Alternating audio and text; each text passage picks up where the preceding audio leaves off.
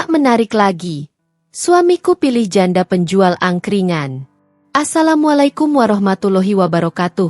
Halo Bunda sahabat Ainun. Semoga Bunda semuanya dalam keadaan sehat dan selalu bahagia ya. Kali ini Ainun akan membawakan cerita tentang Dina. Setelah ditinggal suaminya yang jatuh cinta pada janda penjual angkringan, Dina terpuruk dalam luka dan kehilangan rasa percaya diri. Namun dari dapur kecil tempat ia dulu menangis, lahirlah semangat baru. Ia bangkit, membangun usaha catering yang sukses, dan menjadi inspirasi banyak orang. Sebelum Ainun lanjut, absen yuk Bunda, dari kota mana saja? Dan buat yang sudah like, komen dan subscribe semoga rezekinya dilancarkan ya. Yuk, langsung saja kita mulai kisahnya. Jam dinding di ruang tengah baru saja menunjukkan pukul 4.37 ketika Dina terbangun. Tanpa alarm, tanpa suara gaduh apapun, tubuhnya memang sudah terlatih untuk terjaga lebih dulu dari siapapun di rumah itu.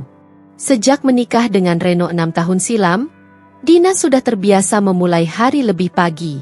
Menyetrika baju kerja suaminya, memanaskan air untuk teh manis, dan memasak sarapan sederhana selalu menjadi rutinitas pagi yang nyaris suci baginya. Rutinitas itu adalah bentuk cintanya yang nyata, tanpa banyak kata, tanpa janji-janji manis. Namun belakangan, rutinitas itu mulai terasa sepi, dingin, kosong.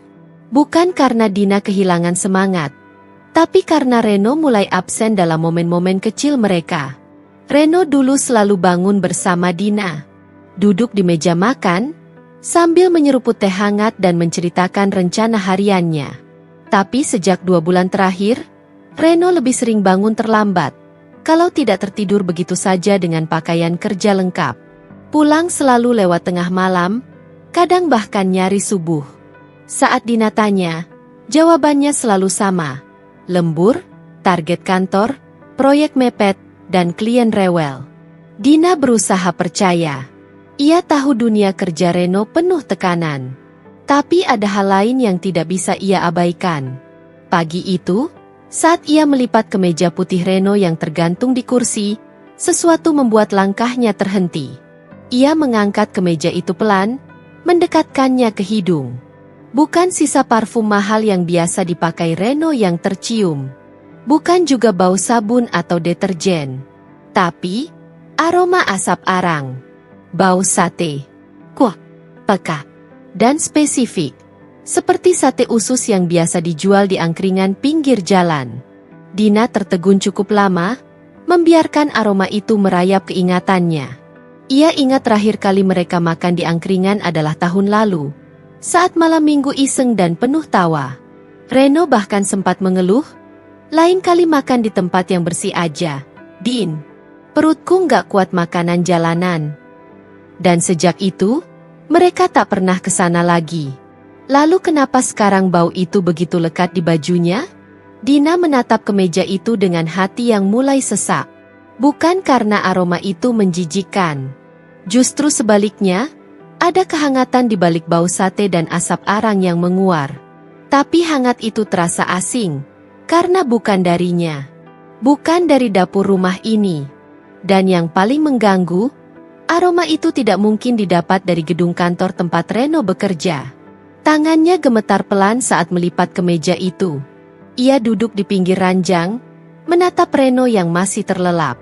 Napas suaminya teratur, tubuhnya tengkurap seperti biasa jika sedang benar-benar lelah. Dina memperhatikan detail wajahnya, kerutan halus di dahi, jenggot tipis yang tidak dicukur, dan lingkar mata yang tampak semakin gelap. Tapi bukan itu yang membuat Dina terdiam, melainkan sesuatu yang lebih halus, jauh. Reno terasa jauh. Sejak kapan mereka berhenti berbincang sebelum tidur? Sejak kapan Reno tidak lagi mencium keningnya sebelum berangkat kerja? Dan sejak kapan ia mulai merasa seperti tamu di rumah sendiri? Dina bangkit dan menuju dapur. Memasak nasi goreng seperti biasa. Ia menambahkan potongan wortel dan telur dadar yang diiris tipis. Wangi bawang putih dan kecap manis menguar di udara. Tapi hatinya masih tertinggal di kemeja putih tadi. Ia mencoba mengusir pikiran-pikiran buruk. Mungkin Reno memang makan di angkringan. Mungkin memang ada rekan kerjanya yang suka jajan di luar. Tapi kenapa tidak pernah cerita? Ia menyiapkan teh manis panas dan menyusunnya di meja makan. Saat jam menunjukkan pukul 7 kurang 10, Reno baru bangun. Langkahnya lesu. Wajahnya belum sepenuhnya terjaga. "Pagi, Ren," sapa Dina sambil tersenyum. "Sarapan dulu, yuk." Reno mengangguk, tapi tidak menjawab. Ia duduk di kursi sambil mengucek mata. "Maaf, Din. Aku nggak bisa lama. Klien pagi ini agak ribet. Aku harus cepat sampai kantor." Dina menatapnya pelan. "Nggak sempat makan sedikit pun." "Aku udah sarapan tadi," jawab Reno cepat. "Di luar. Sama anak-anak kantor." "Di mana?" tanya Dina dengan suara yang lebih lembut daripada nada hatinya. Reno meneguk air putih, lalu berkata, "Warung dekat proyek. Yang biasa jual ayam geprek." "Ayam geprek."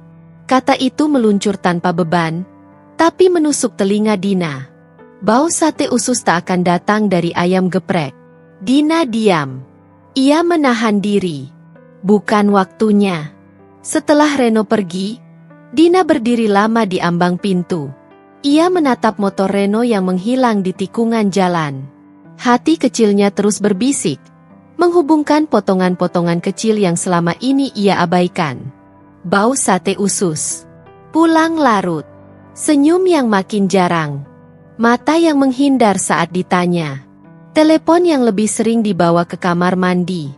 Dan sekarang, kebohongan kecil tentang ayam geprek. Dina duduk di ruang tamu dengan secangkir teh yang sudah tak hangat. Ia tahu dirinya bukan perempuan pencemburu. Ia tak mudah curiga. Tapi ada sesuatu yang berubah. Bukan pada Reno semata, tapi pada kepercayaan yang selama ini ia jaga. Dan perubahan itu tak datang dari suara pertengkaran atau pengakuan yang meledak, tapi dari aroma, sebuah jejak sunyi yang menguap dari kemeja suaminya dan mengendap diam-diam di dasar hatinya. Saat matahari mulai menyinari halaman rumah mereka, Dina tahu satu hal pasti. Ada rahasia yang sedang disembunyikan. Dan ia akan mencarinya. Dimulai dari aroma itu. Ujung malam di kota kecil itu selalu hidup dengan cara yang berbeda. Ketika kantor-kantor memadamkan lampunya, dan jalanan besar mulai lengang, gang-gang sempit justru menyala oleh gemerlap lampu minyak dan asap arang dari warung-warung tenda. Salah satunya adalah warung angkringan milik Bu Indah, yang berdiri di pinggir jalan dekat proyek tempat Reno sedang menangani pembangunan ruko bertingkat.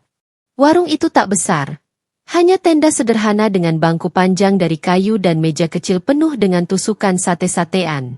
Sate usus, ati ampela, tempe bacem, dan tahu goreng berjejer rapi, menunggu tangan lapar untuk memilihnya. Ada aroma arang yang menguar, tajam, hangat, dan akrab. Sesekali diselingi suara sutil memukul wajan, atau sendok logam yang menyentuh gelas saat teh manis diaduk pelan. Dan di sanalah Reno, hampir setiap malam kini, duduk di pojok bangku panjang, mengenakan kemeja kerja yang mulai kusut, dasi longgar, dan wajah letih. Tapi matanya berbeda. Di warung itu, sorot matanya tak setegang saat di rumah. Tak seasing saat bertemu pandang dengan Dina. Di sini, di antara asap arang dan obrolan santai, Reno merasa dihargai. Sebab Bu Indah tidak hanya menjual sate usus dan nasi kucing. Ia menjual perhatian. "Mas Reno belum makan lagi ya?" tanya Bu Indah sambil menyodorkan teh panas. Tangannya lincah, mulutnya ramah. Reno tersenyum tipis. "Iya, Bu. Kantor lagi ribet. Kadang sampai lupa makan siang. Makanya saya sering bilang, jangan terlalu sibuk sampai lupa isi perut. Perut kenyang, hati tenang," katanya, disusul tawa kecilnya yang khas. Bukan suara tawa yang keras, tapi cukup untuk membuat dada Reno hangat. Bu Indah berusia sekitar 35, tapi sikapnya jauh lebih muda. Rambutnya dikuncir sederhana, kulitnya coklat bersih, dan matanya jernih. Ia membesarkan seorang anak lelaki kelas 2 SD seorang diri setelah ditinggal mati suaminya 5 tahun lalu. Reno tahu itu dari cerita-cerita singkat yang diselipkan Bu Winda di sela-sela obrolan ringan. Dan entah sejak kapan, cerita itu menjadi semacam benang yang mengikat mereka dalam percakapan yang lebih dalam. "Mau sate usus, ati, atau bakwan malam ini?" tanya Winda lagi. "Yang biasa, Bu." "Tambah nasinya 2 bungkus," sahut Reno. "Masih lapar?" "Bukan. Tapi saya nggak makan siang tadi." "Lupa, beneran." Winda terkekeh sambil menyiapkan piring. "Kok saya curiga? Jangan-jangan lupa makan karena nggak ada yang ingetin?" Reno terdiam sesaat. Candaan itu ringan, tapi menohok. Sebab memang benar. Sudah lama tidak ada yang menanyakan apakah ia sudah makan atau belum. Dina dulu melakukannya. Tapi sekarang, rasanya rumah hanya dipenuhi diam. Sarapan tetap ada, teh manis tetap tersedia, tapi percakapan sudah seperti barang mewah.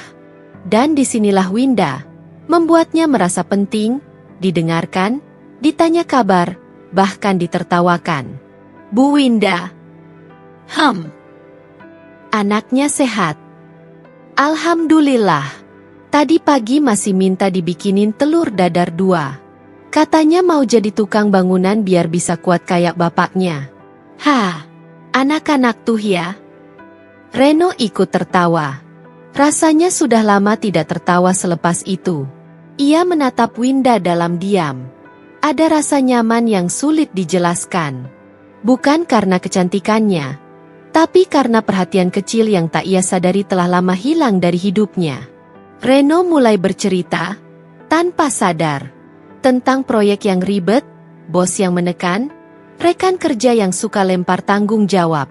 Bahkan, sedikit tentang rumah, tentang Dina yang terlalu diam, terlalu tenang, dan entah kenapa, tidak lagi mendengar.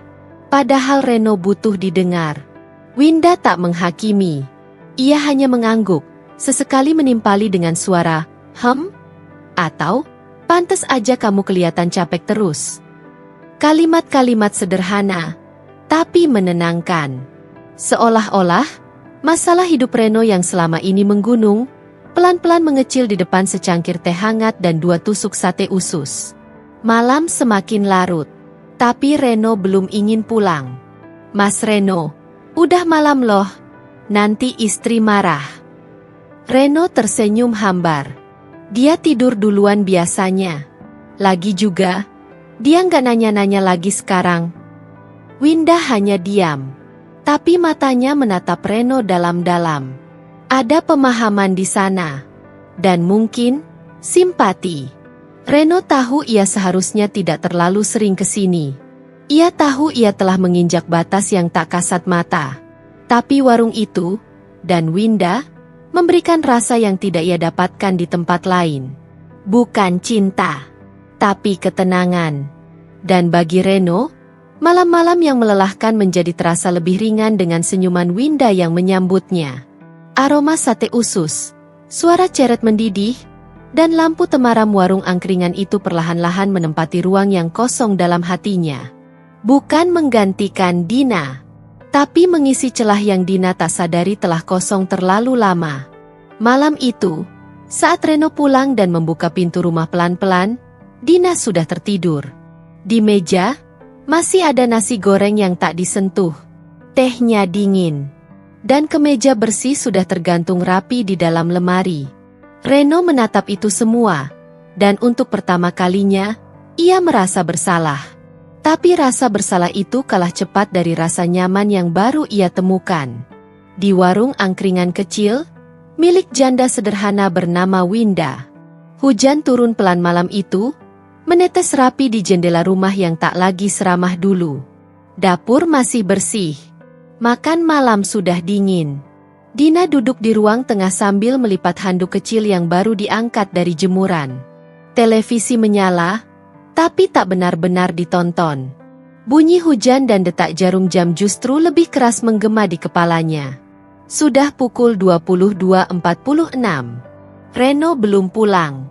Lagi-lagi, Dina tak mengirim pesan. Ia sudah berhenti melakukan itu sejak pesan-pesan sebelumnya hanya dibalas dengan emoji singkat atau jawaban basi seperti, "Masih di jalan, ada kerjaan sedikit, lembur, jangan tungguin." Ia mulai paham. Bukan hanya tubuh Reno yang jauh. Hatinya juga sudah berjalan lebih dulu, pergi entah kemana. Dan entah dengan siapa. Dina bukan perempuan yang gampang menuduh.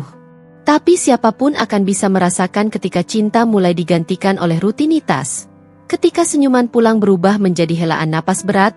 Dan ketika aroma sate usus lebih lama tinggal di baju suami daripada aroma rumah sendiri. Pintu depan tiba-tiba terbuka. Reno masuk tanpa menyapa.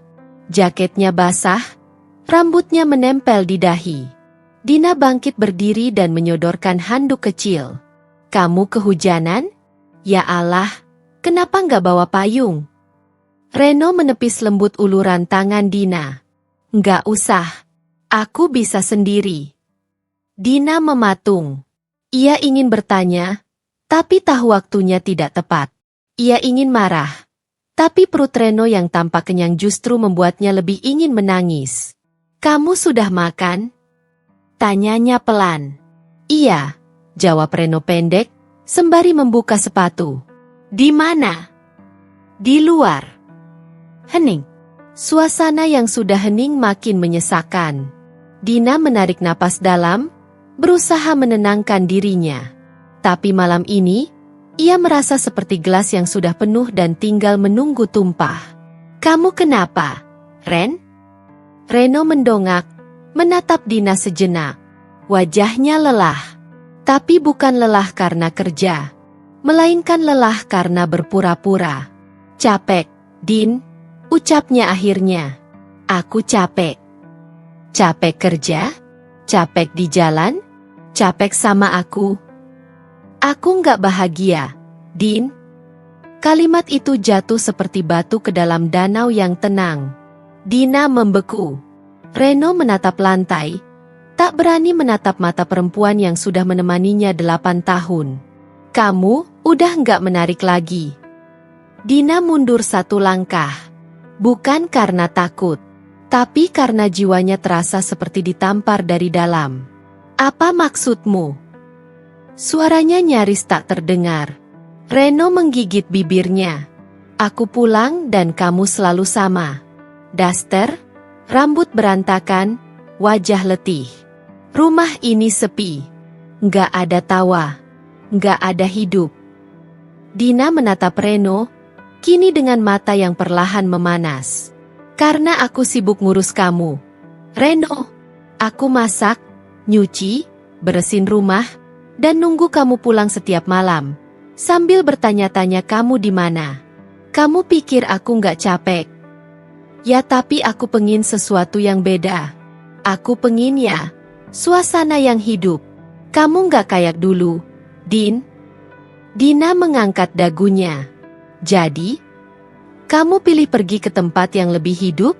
Yang lebih wangi asap sate usus dan suara ketawa janda angkringan?" Reno membisu. Tak menyangkal.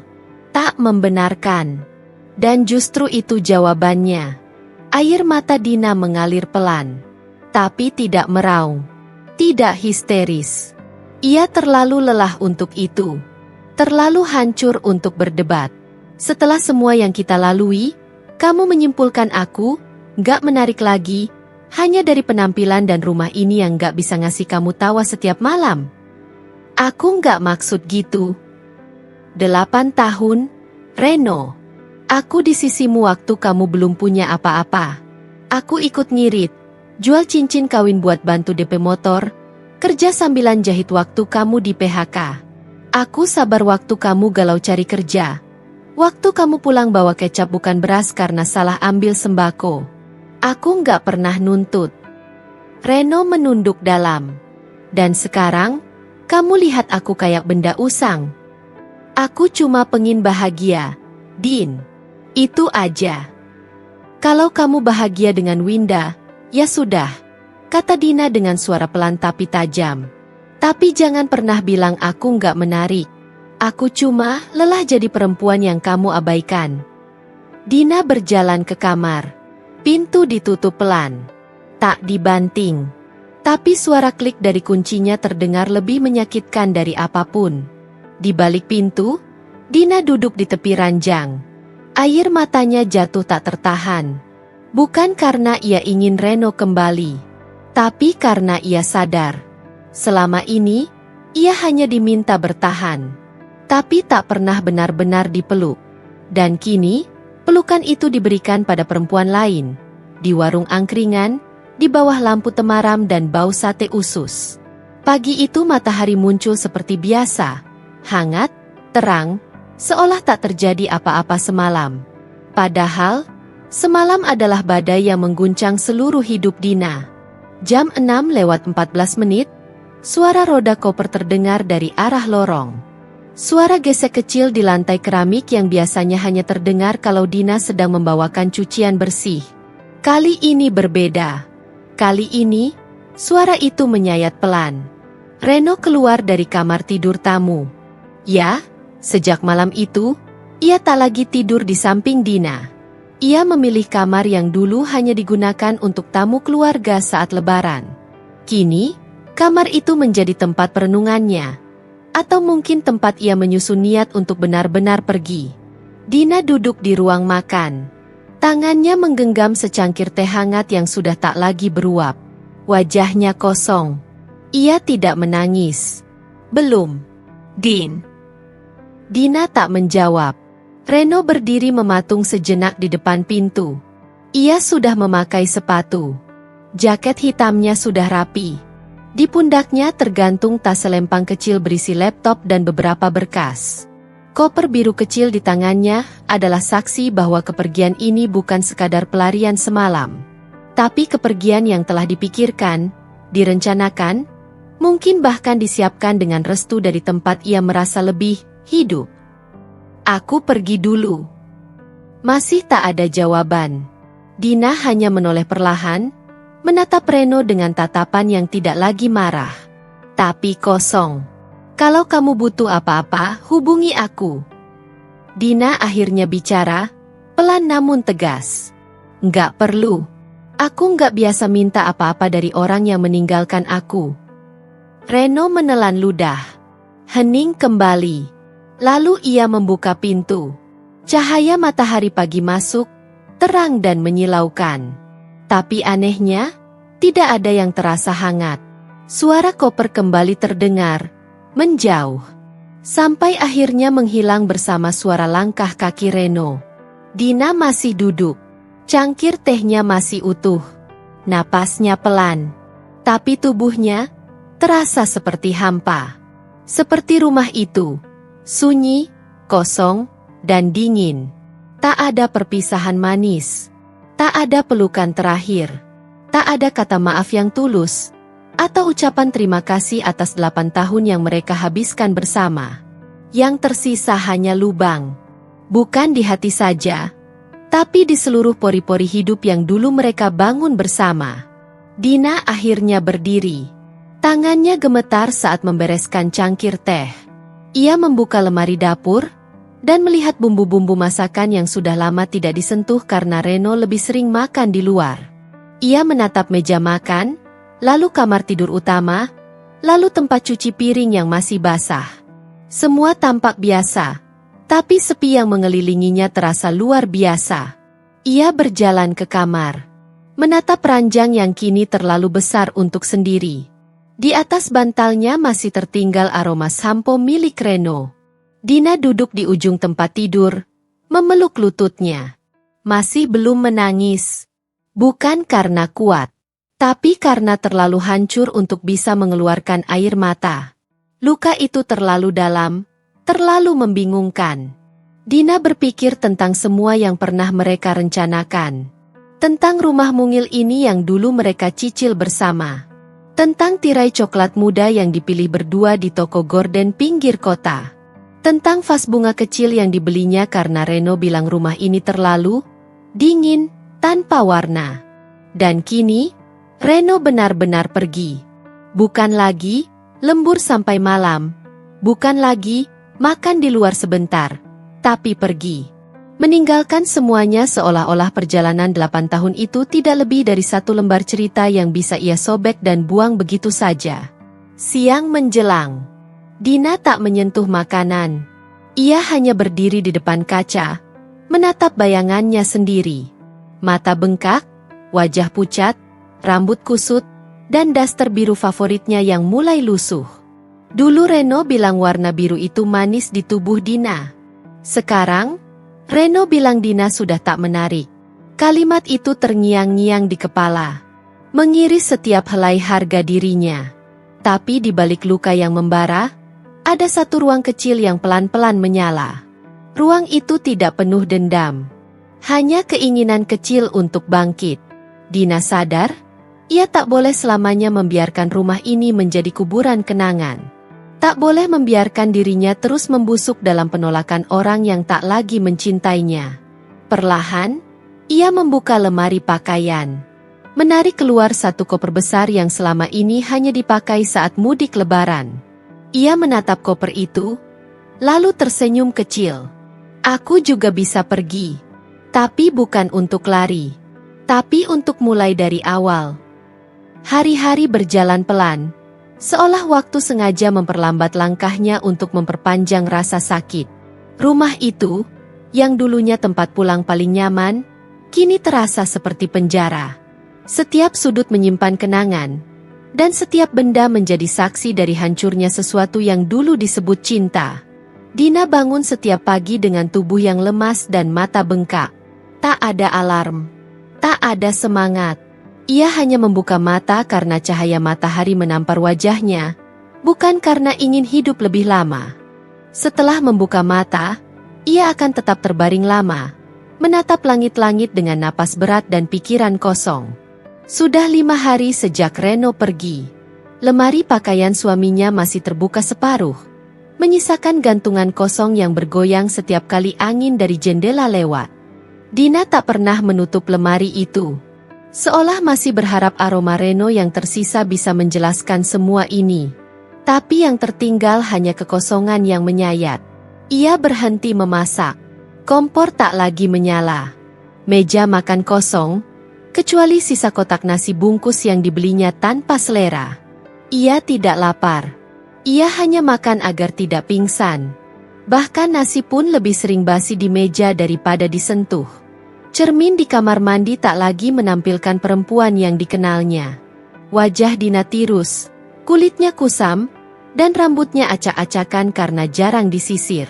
Ia tak peduli untuk apa bersih, wangi, atau cantik, kalau tak ada lagi yang menghargainya.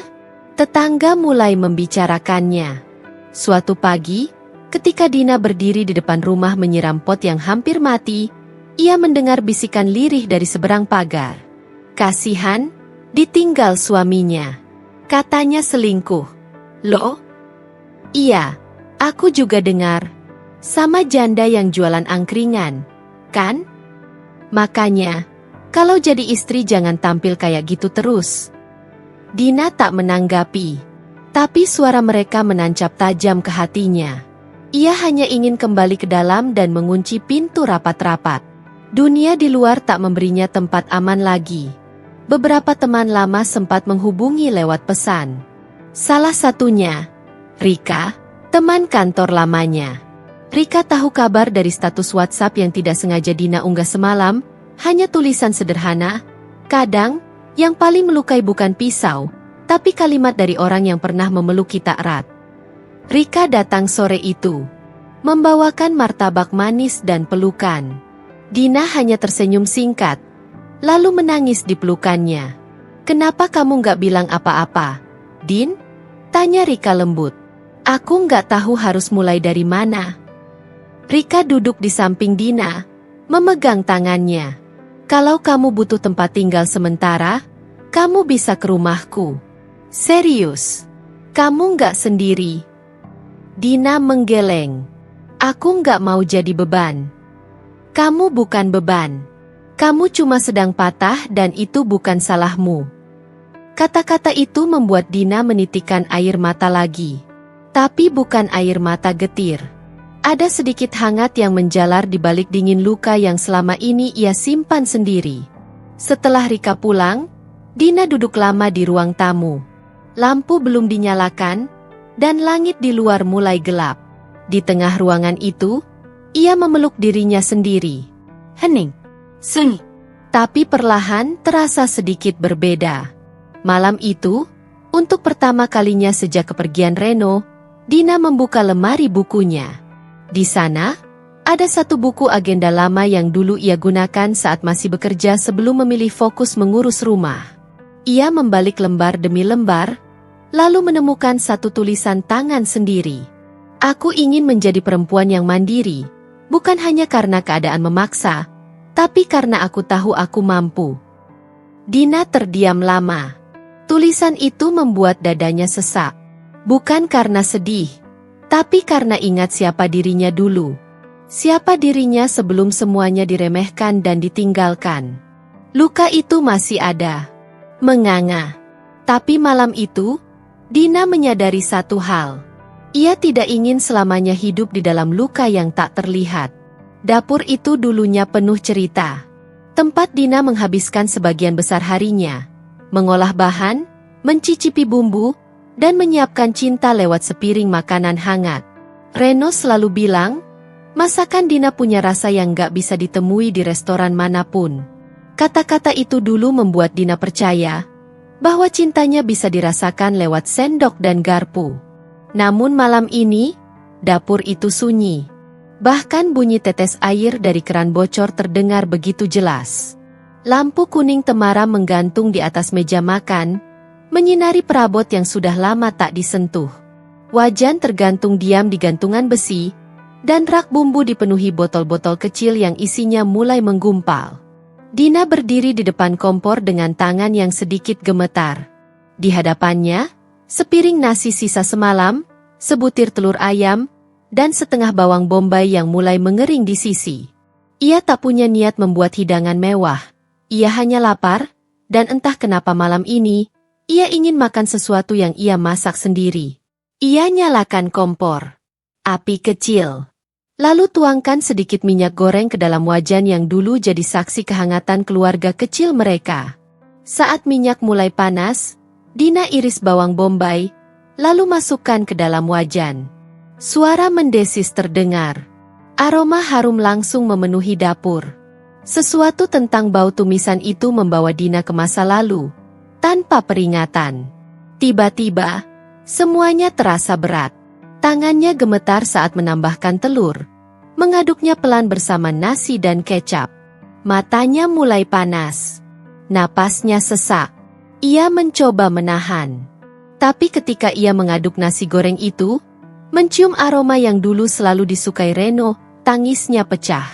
Satu tetes air mata jatuh ke atas wajan. Disusul tetesan lainnya. Dina mematikan kompor. Ia menunduk, bersandar pada meja dapur, menutupi wajah dengan kedua tangan. Tangisnya tak terdengar keras, tapi dalam. Tertahan. Seperti hujan yang menetes satu-satu di tengah malam. Ia duduk di lantai dapur. Dinding dingin menempel di punggungnya, dan lantai keramik meresap dingin ke telapak kakinya. Di ruang sempit itu, ia akhirnya menangis sepuasnya. Bukan sekadar karena ditinggal, tapi karena semuanya terasa sia-sia. Masakan yang dulu dibuat dengan cinta, kini terasa hampa. Rumah ini, hidup ini, dirinya, semua terasa seperti sisa. Namun di sela-sela tangisan itu, di tengah keheningan malam yang begitu menusuk, ada satu getar kecil di hatinya. Bukan kemarahan. Bukan kesedihan, tapi semacam kerinduan untuk kembali menemukan dirinya sendiri. Tangis itu, yang ia kira akan menenggelamkannya, justru menjadi pelepas. Untuk pertama kalinya, ia benar-benar merelakan. Merelakan luka, kehilangan, dan semua kenangan yang sudah tak bisa ia genggam lagi. Ia berdiri perlahan, mengambil napas dalam-dalam. Lalu menatap wajan yang masih mengepul tipis. Di sana ada nasi goreng sederhana. Tidak sempurna, tapi cukup. Dina menaruhnya di piring. Duduk sendiri di meja makan yang biasanya diisi 2 pasang sendok dan 2 gelas teh manis. Kini hanya 1 piring dan 1 sendok. Tapi malam itu, makanan itu terasa berbeda. Karena itu bukan sekadar nasi goreng. Itu adalah langkah pertama. Langkah menuju penyembuhan. Esok hari, dapur itu akan kembali menyala. Bukan untuk orang lain, tapi untuk dirinya sendiri. Dan di antara rasa asin air mata dan manisnya kecap, Dina mulai merasakan satu hal yang selama ini hilang. Harapan. Tak ada momen dramatis ketika hidup seseorang benar-benar berubah. Tak selalu ada sorak-sorai, pelukan hangat, atau pelangi setelah hujan. Kadang, perubahan dimulai dari hal kecil. Dari tangan yang kembali menyisir rambut sendiri, dari baju yang dipilih dengan penuh pertimbangan, dari bibir yang memulas lipstik meski hanya di depan cermin dapur. Begitulah Dina memulai harinya kini, dengan menyapa dirinya sendiri. Ia berdiri di depan cermin kecil di kamarnya, menyisir rambut yang dulu sering dikuncir asal-asalan. Kini ia membiarkannya terurai. Ia memulas bedak tipis di pipi, menyentuhkan warna lembut di bibirnya, lalu mengangguk pelan. Bukan karena merasa cantik, tapi karena merasa hidup. Setiap langkah Dina kini lebih mantap. Sepatu rumah diganti dengan sandal bersih, daster kusam diganti baju longgar tapi rapi. Ia tak lagi menghindar dari pantulan dirinya. Ia tidak sedang berdandan untuk menarik siapa-siapa. Tidak untuk membuat Reno menyesal. Tidak untuk membungkam tetangga. Tapi untuk merayakan dirinya yang mulai sembuh. Dapur tempat ia dulu menangis kini punya nyawa baru. Kompor tak lagi hanya menyala untuk nasi goreng kesepian. Kini ia menyala untuk gulai ayam kampung, semur tahu, sambal terasi, dan sayur lodeh racikan tangan yang sudah tak ragu lagi. Dina membuka usaha catering kecil dari rumah. Menamai usahanya, Lauk Hati Dina.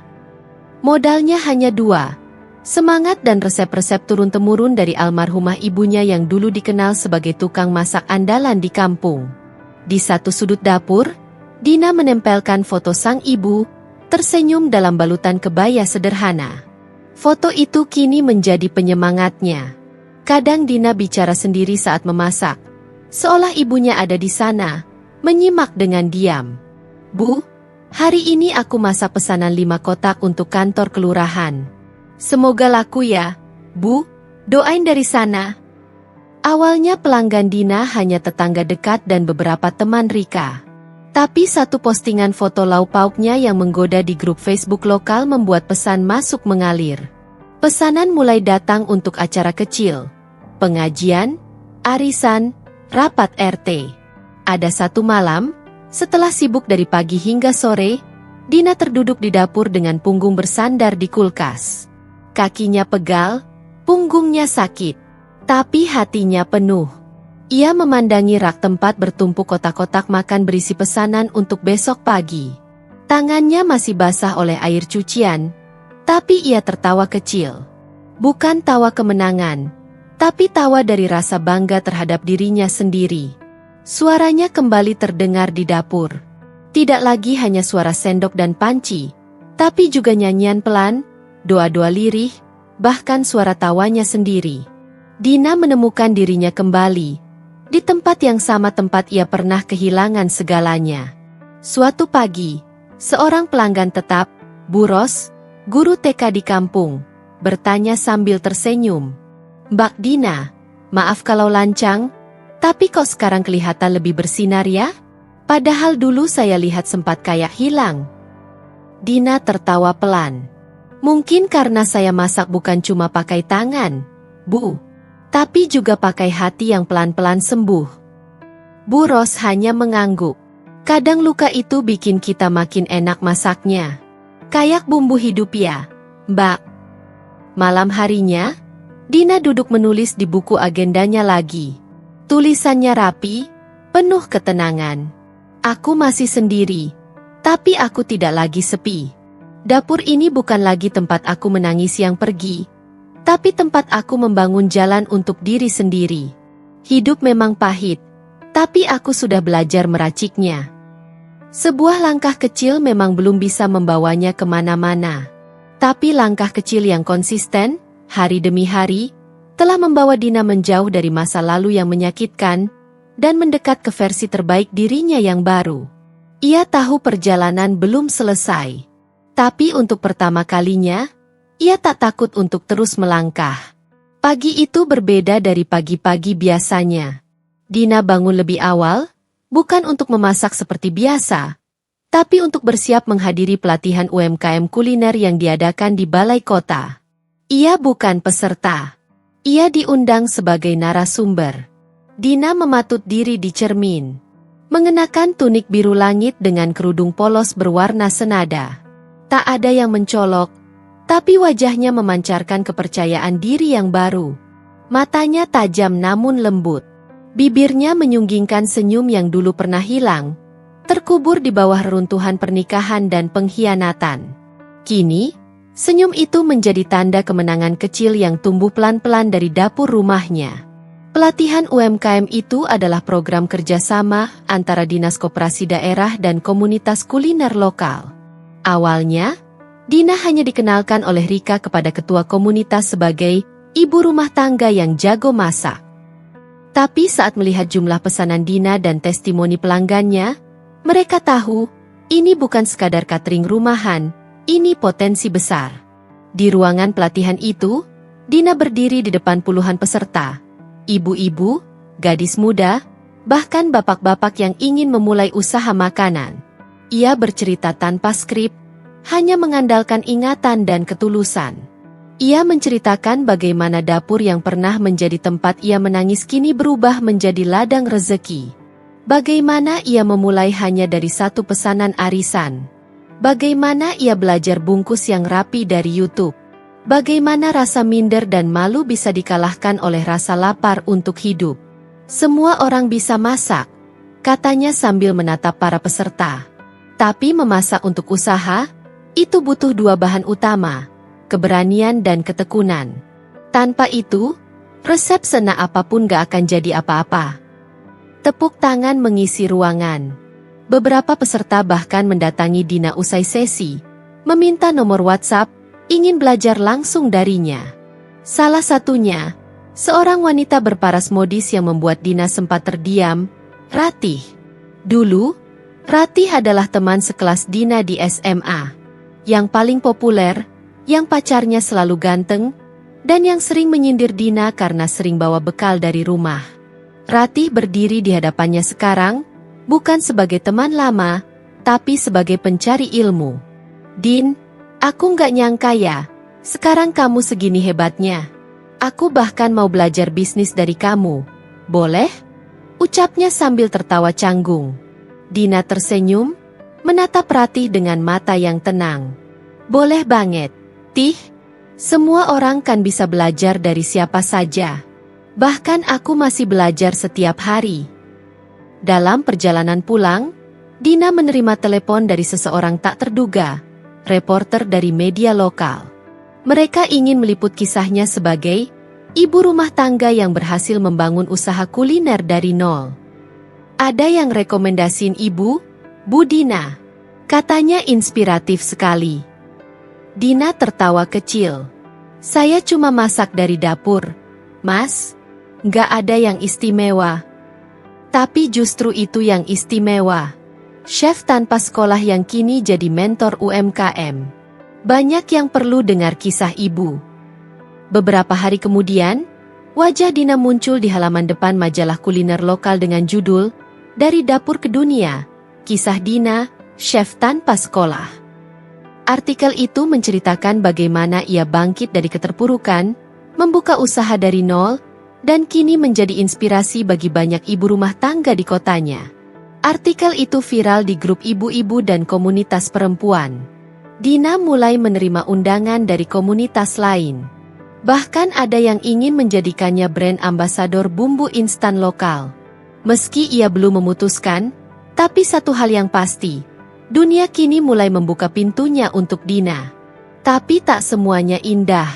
Di balik layar, Reno melihat berita itu dari layar ponselnya. Ia tak bisa memalingkan mata. Wajah Dina tersenyum dalam foto, dikelilingi oleh peserta pelatihan. Ia tampak bahagia, mandiri, cantik dengan cara yang berbeda, bukan dari dandanan, tapi dari keberanian dan kemandirian yang memancar dari dalam. Reno diam lama. Winda duduk di sebelahnya, tidak sadar bahwa hati Reno sedang tak tenang. Karena diam-diam, Reno mulai merasa kehilangan. Kehilangan sosok yang dulu ia remehkan, dan kini bersinar justru setelah ia tinggalkan. Malam mulai turun di sudut kota yang sepi, lampu jalan menyala redup, dan suara kendaraan terdengar sayup-sayup. Di sebuah kontrakan kecil di pinggir gang sempit, Reno duduk di atas lantai tanpa alas, punggungnya bersandar pada dinding kusam yang lembab. Telepon genggam di tangannya menampilkan wajah seorang wanita yang dulu pernah ia remehkan, namun kini tampil di layar seperti tokoh yang asing. Dina, dengan senyum percaya diri, dikelilingi oleh para peserta pelatihan. Reno menatap layar itu lama. Bukan hanya karena tak percaya dengan apa yang ia lihat, tapi juga karena hampa yang menyeruak dari dalam dadanya. Dulu, ia yang pernah merasa tinggi. Pernah merasa Dina hanyalah istri rumahan, yang hidupnya berputar di seputar dapur, cucian, dan anak tetangga yang mampir minta kue. Tapi kini, ia melihat wanita itu bangkit dari abu luka yang ia sendiri nyalakan. Hidup Reno tak lagi seperti dulu. Setelah meninggalkan rumah, ia sempat tinggal bersama Winda, wanita angkringan yang menyambutnya dengan tawa dan pelukan. Tapi kehangatan itu hanya bertahan beberapa bulan. Saat pesangon dari tempat kerja lama habis, dan Reno belum juga mendapatkan pekerjaan tetap, Winda mulai menunjukkan wajah aslinya. "Aku bukan tempat penampungan, Ren," kata Winda suatu malam sambil merapikan apronnya di dapur angkringan. "Kalau kamu nggak kerja, terus mau sampai kapan tinggal di sini? Listrik ini bukan dibayar pakai cinta." Reno hanya bisa menghela napas panjang. Ia mencoba menjelaskan, katanya sedang cari kerja, katanya hanya butuh waktu. Tapi Winda sudah tak lagi tertawa di akhir kalimatnya. Ia tak lagi memuji seperti dulu, tak lagi memintanya bercerita panjang. Bahkan sepiring sate usus yang dulu selalu dibuatkan untuk Reno kini tak lagi disediakan. Akhirnya, Reno memutuskan pergi dari rumah Winda. Ia tinggal berpindah-pindah, menumpang pada beberapa teman lama yang mulai bosan dengan keluhannya, atau tidur di bangku terminal kecil tempat ia merenung lebih lama dari tidur.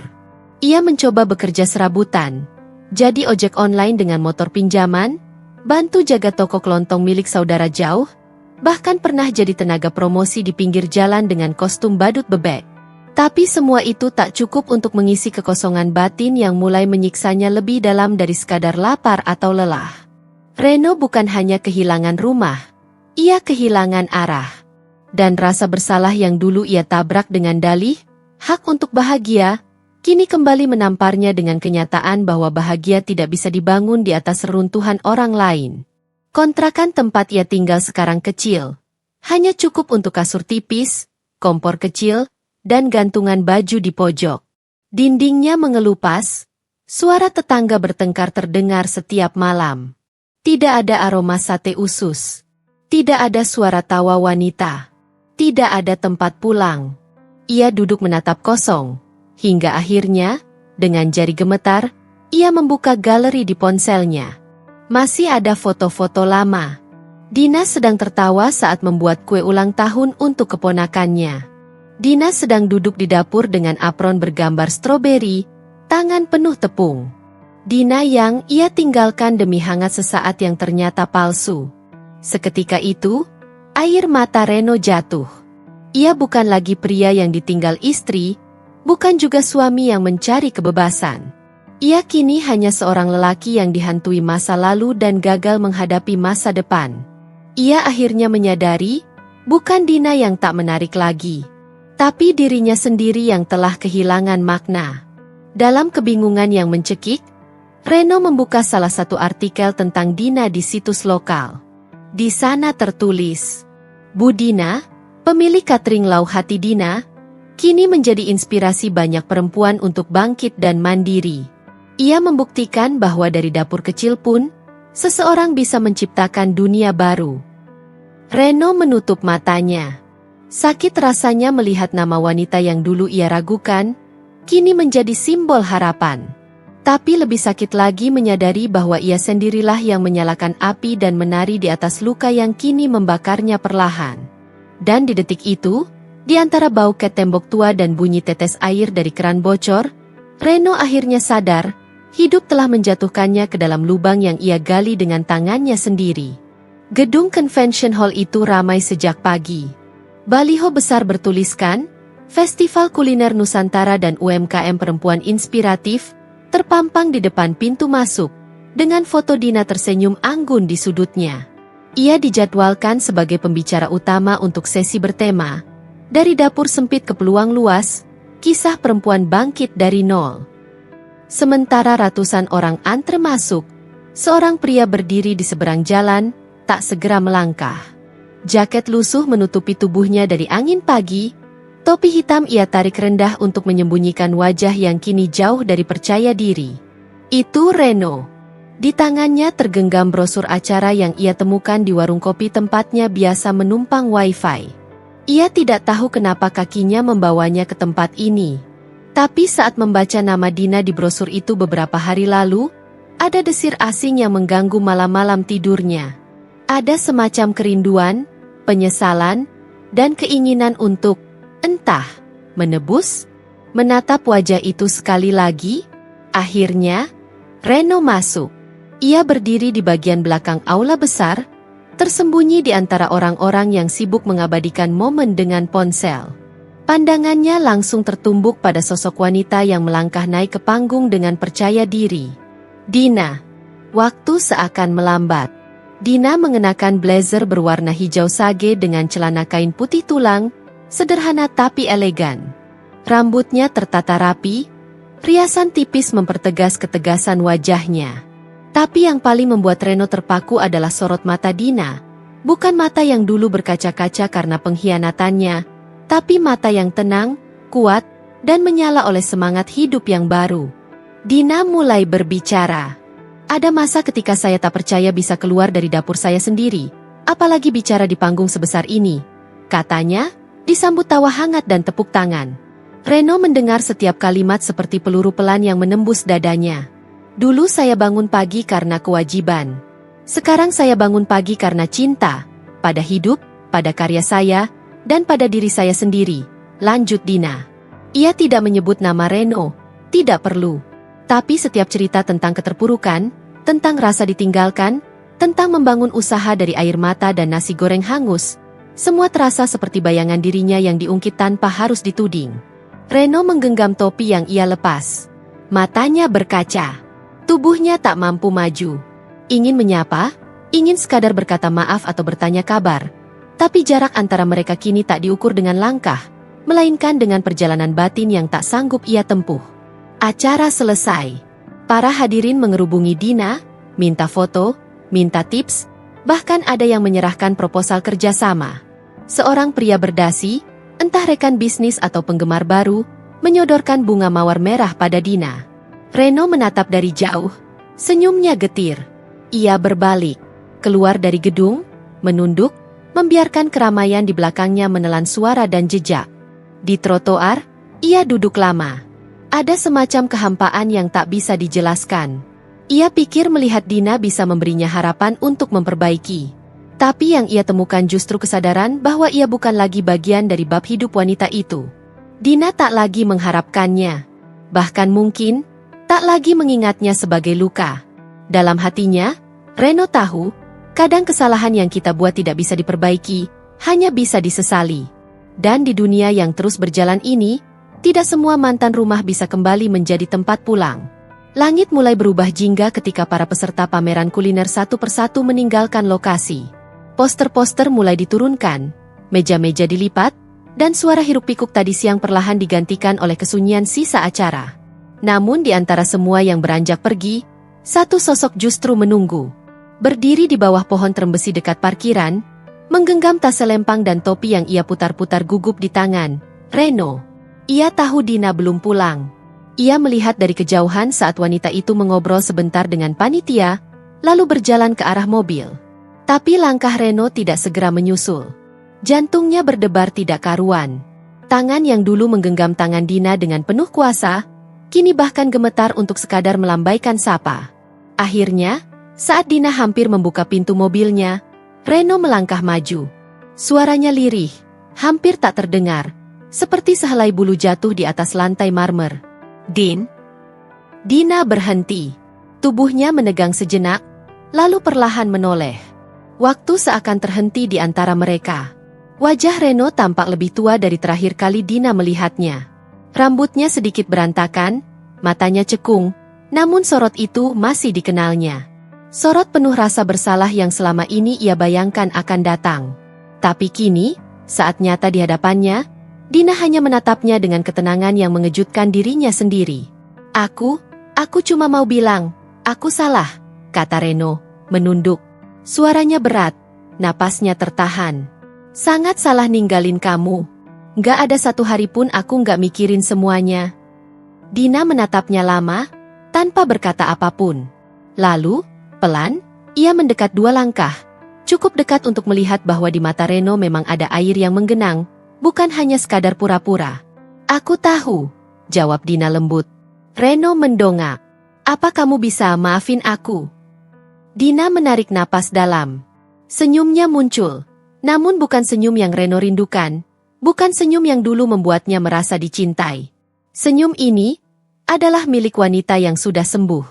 "Aku sudah memaafkan kamu, Ren," jawab Dina, suaranya datar tapi tulus. "Tapi maafku bukan untuk mengulang lagi." Reno menatapnya, terdiam. Dunia di sekeliling mereka seperti mendadak sunyi. Burung-burung sore yang kembali ke sarang pun seolah ikut menahan kicau. "Aku bukan Dina yang dulu," lanjutnya. "Dina yang kamu tinggalin itu, dia sudah mati waktu kamu pergi. Yang berdiri di sini sekarang adalah aku yang bangkit karena luka itu. Maaf, tapi kamu datang terlalu lambat." Wajah Reno runtuh seperti dinding rapuh yang diguyur hujan deras. Ia ingin berkata bahwa ia ingin memperbaiki semuanya, bahwa ia siap berubah. Tapi ia tahu, apapun yang ia katakan sekarang tak akan mengubah kenyataan bahwa waktu telah berpihak pada orang yang berjuang, bukan yang lari. Dina membuka pintu mobil. "Aku doakan kamu juga bisa bangkit, Ren. Tapi jalanku bukan lagi jalanmu." Reno hanya bisa mengangguk, dengan suara tercekat dan dada yang terasa kosong. Dina masuk ke mobil, menyalakan mesin, dan perlahan pergi, tanpa menoleh ke belakang. Dan di trotoar tempat mereka berdiri tadi, hanya ada Reno yang terduduk lemas. Kali ini bukan karena ditinggalkan, tapi karena kehilangan kesempatan yang ia buang sendiri. Ia melihat ke langit yang mulai gelap, lalu tersenyum pahit. Mungkin benar kata orang, bahwa beberapa kesalahan memang bisa dimaafkan, tapi tidak semua bisa kembali. Matahari sore menyusup lembut di sela dedaunan. Dina duduk di teras rumahnya yang kini tak lagi sunyi. Angin berhembus perlahan membawa aroma masakan dari dapur belakang, di mana para karyawan barunya sedang mencoba resep baru untuk pesanan catering besok pagi. Gelas teh hangat di tangannya mengepul pelan. Di sekelilingnya, bunga-bunga hasil tanamannya sendiri mulai mekar satu persatu, seperti cermin dari dirinya yang perlahan tumbuh kembali. Ia memejamkan mata sebentar, membiarkan segala keheningan mengisi ruang yang dulu pernah penuh tangis. Dulu, teras ini adalah tempat ia menanti Reno pulang, dengan hati yang ragu dan tubuh yang letih karena berharap. Tapi sekarang, ia duduk bukan lagi sebagai istri yang menunggu, melainkan sebagai perempuan yang pulang pada dirinya sendiri. "Bu Dina, ini cobaannya udah jadi. Mau dicicipi?" seru salah satu staf mudanya dari dapur, wajahnya cerah, penuh harap. Dina membuka mata, tersenyum. "Bawa ke sini ya, sekalian duduk ngobrol. Aku pengen denger ide kalian buat menu lebaran." Beberapa dari mereka datang membawa piring-piring kecil berisi sajian baru. Di wajah mereka, ada semangat yang sama seperti yang dulu pernah ia pikir telah mati dalam dirinya. Semangat untuk bangkit, untuk mencipta, untuk memberi arti. Malam pun turun perlahan. Dina menyalakan lampu teras, lalu membuka buku catatannya. Di halaman paling akhir, ia menulis, "Luka tidak perlu dilupakan. Ia hanya perlu dimengerti. Karena dari sanalah, aku menemukan siapa diriku yang sebenarnya." Di saat banyak orang mencari cinta pada orang lain, Dina telah belajar menemukan cinta di tempat yang tak akan pernah mengkhianatinya, dalam dirinya sendiri. Ia tak lagi menyesali perjalanannya, tidak menyesali air mata, kehilangan, atau bahkan pengkhianatan. Karena tanpa semua itu, ia takkan sampai ke tempat di mana ia kini duduk, tempat yang tenang, kuat, dan penuh cahaya. Dan ketika malam benar-benar datang, Dina memandangi bintang-bintang. Tidak lagi untuk berharap seseorang akan datang, tetapi untuk mengucap syukur bahwa dirinya telah kembali, utuh, dan lebih indah dari sebelumnya. Akhir cerita bukanlah tentang siapa yang datang, tetapi tentang siapa yang bertahan. Dan Dina telah memilih untuk bertahan, lalu menang.